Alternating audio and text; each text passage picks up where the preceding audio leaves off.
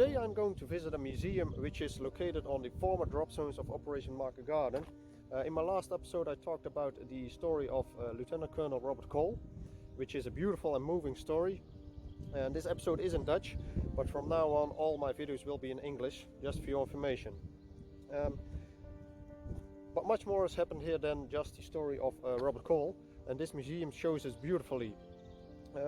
It's not the largest museum in the Netherlands, but certainly not the least. They have a lot of cool artifacts that were actually used during Operation Market Garden, and these have been processed in all kind of diorama with decor and everything, which brings the whole thing to life. So enough talk, we have arrived at the museum, so let's go and have a look at the museum, the Liberation Wings.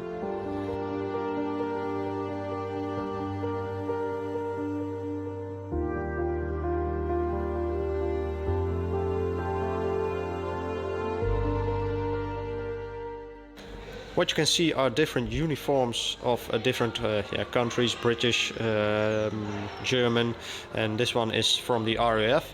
And if you take a closer look at his scarf, you can see it's a map, pretty cool. And all pilots of the RAF had these ones, because if they had to bail, they automatically had a map of the complete area to increase the chance to find friendly troops. And over here they have a pretty cool German army uniform.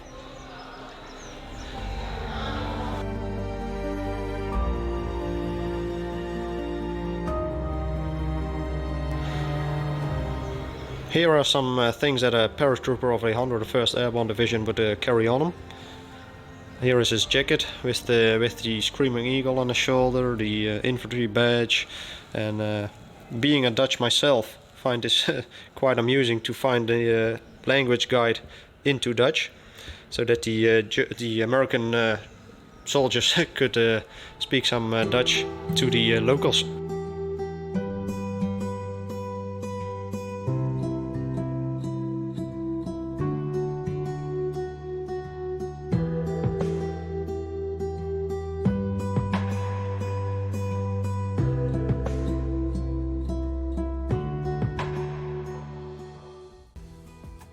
Another cool thing that I noticed is I think an original photograph of Joe Liebgard of the Easy Company of the 101st Airborne Division.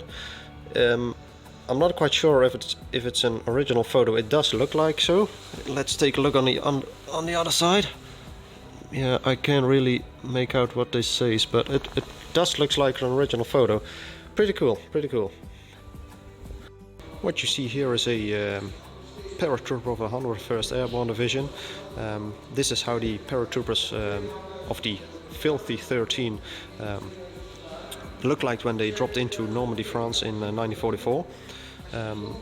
These men were also dropped here during Operation Market Garden, and out of the 13 of the Filthy 13, only 3 have survived the war. Another cool thing that they have here displayed are war by the books. These are all manuals of the World War II. For an example, the manual for military motorcycles, a Colt 1911, some information about the glider, for the tank crews, some information about the engines of the tanks. So pretty cool, pretty cool. What you see here is an Dakota C-53. This is not a replica but a real deal. Only 380 of these were ever produced, and this one was actually used during Operation Market Garden and transporting a lot of paratroopers, as these were specially designed for this.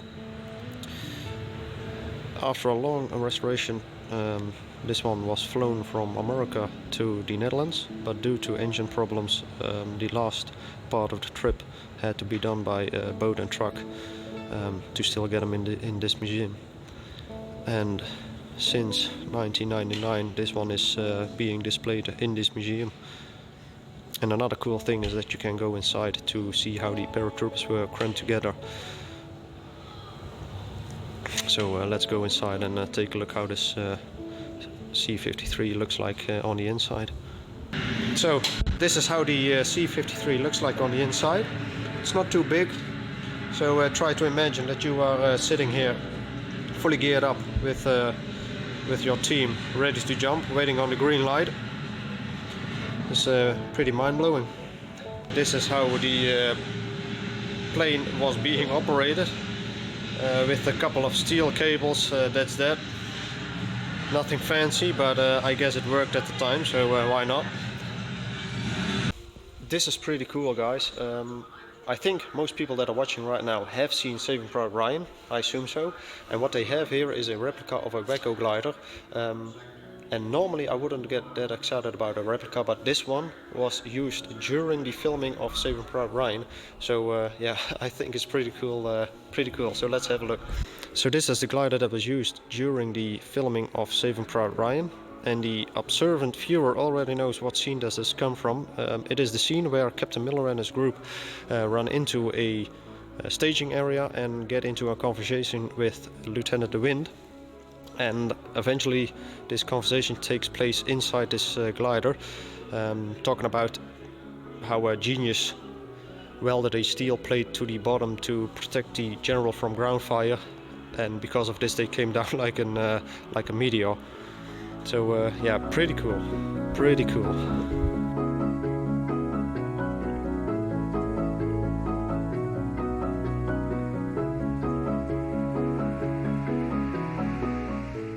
Cockpit of an C-47, also not a replica but a real deal.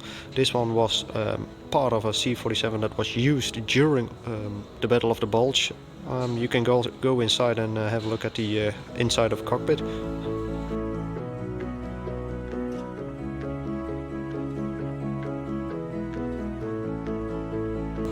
One thing I want to show you guys is this chair of, I presume, the radio operator. Imagine how your butt would feel like after sitting in this chair for a couple of hours. My bottom is already hurting just looking at the chair. So I hope you enjoyed this short video about a museum in the Netherlands, which is not the largest but most definitely worth a visit. So for now, have a nice day, and I hope you'll join me on my next journey to a World War II location. See you later.